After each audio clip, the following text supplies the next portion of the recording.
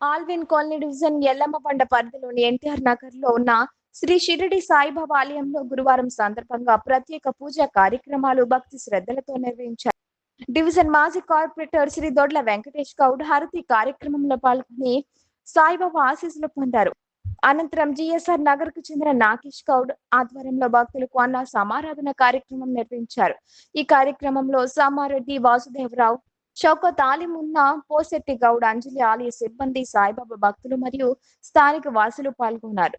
భక్తి సేవాభావం కలగలిగిన ఈ కార్యక్రమం ఆధ్యాత్మిక వాతావరణాన్ని సృష్టించి అందరి ప్రశంసలు అందుకుంది.